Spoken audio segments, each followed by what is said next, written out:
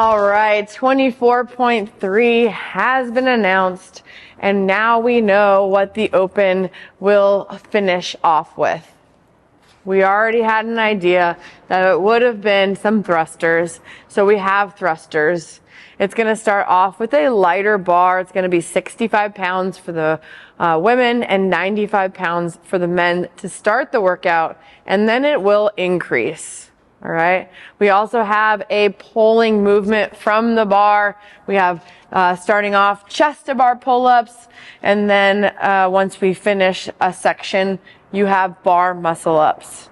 Before I discuss the actual flow of the workout, I want you to understand that this is a test. This is not just a workout in class. So, we're trying to test our skills. We are not going to look at part 2 in this workout and go, well, I don't have bar muscle ups, so I should scale it. What we want to do is we want to look at the first part and say, okay, I can do thrusters at 95-65, and I can do chest to bar pull-ups. So I will do that. Okay, so that's going to be the first thing. If you are capable of doing thrusters at 95-65 and a chest to bar pull-up, then I want you to RX this workout and see how far you can go in the 5 rounds before we even talk about scaling. Now, if chest to bar pull-ups is something that's not with you, then scaling is the best option. We're not going to go ahead and say like, oh, I can only do chin over bar pull-ups, so I need to scale it even further. Okay? No, we do the scaled version of jumping chest to bar pull-ups, which are difficult. And then we go ahead and we try to get our first pull-up. Okay? So really, we're going to really take this by the first 5 rounds and then go ahead and really focus on the second. Okay, 5 rounds of 10 thrusters at 95-65 and 10 chest to bar pull-ups is a great workout. So we're going to go ahead and tackle that. And when we finish those 5 rounds, we're going to go ahead and rest a minute, and we're going to go ahead and start the next 5 rounds with the more aggressive movement. We have 7 thrusters to start this off at 135 for the men and 95 for the women. Some of you are going to need to take some time to get through that. And then, once you get through those 7 thrusters, then we worry about the next movement. So if we're doing it RX, it's 7 bar muscle ups. Who the hell knows? Maybe you get your first bar muscle up because you're really tired and you have to rely on the kip. All right? You never know. Things happen magically in the Open, and it's fantastic. Okay? So, we're really going to focus on that today on this test. Okay? If you're not happy with the results and you want to redo it, right, you can go in a later heat. Or you can do it on a different day. Just make sure you schedule it with the coach and make sure that they're aware and you have a judge of your own. Now, we want to focus on kind of these movements, okay? So, like we said, the thruster is going to make sure that our hip crease is below the knee. We're not going to be smudging the line. If you're parallel, your knee is in line with your hip, it's a no rep. Okay?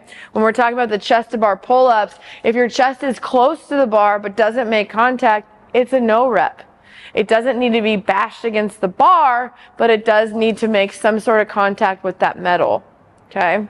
So I want to make sure you understand that. And if you do get a no rep, just brush it off and do another rep. Okay? From here, we do have jumping chest to bar, and it's the same thing. We're going to make sure that when we line ourselves up, the tape measure is going to be 6 inches from the top of our head to the pull-up bar. Okay, so we're going to start with ourselves nice and locked out in those arms. We're going to get a full extension. We're going to jump up, make contact with that chest, and come right back down. Okay, so you may have to play around with having risers for your feet. A short bar may get you to that 6-inch target, but it may not. So you're going to be kind of working with the coaches to make sure that we can find the best option for you. So it is that 6 inches, okay? And then we're going to make that physical contact. Okay. When we're doing chin over bars, if we're scaling it, chin over bar is going to be the chin breaking the plane. So we're not going to be chin here. It does have to make that plane, make that break, over that bar. Okay. So I want to make sure that we get that nice, good chin over bar pull up. Okay. Now, when we start the workout, we are going to start with our bodies under the pull-up bar, and our barbell will be 5 feet away from our pull-up bar. This is a safety thing. So 3, 2, 1, go. We'll go ahead and step up to the bar, and we'll go ahead and perform our thrusters. Okay? The barbell cannot be adjusted, moved by anybody, but it can be assisted to the loading. So when you finish your first 5 rounds and it's time to add some weight, people can help you with the loading of that bar. Okay? We're going to be running heats today of 8 at the gym, so make sure you get yourself into a class early. And if you're on the wait list, it is going to be a little bit of a risk. You'll have to see if anyone checks out, but if you're on the wait list and nobody checks out, you're not going to get into that heat. Okay, so make sure that you get yourself in there quickly, and above all, when we're doing this workout, we want to just make sure that we are managing our expectations, all right? So that means that if you know that 10 chest to bars are going to hike up your heart rate, or those thrusters are going to bring your heart rate up super high, and then you're going to need to rest long, you may need to break it up early and often, okay? Especially on the pull-ups.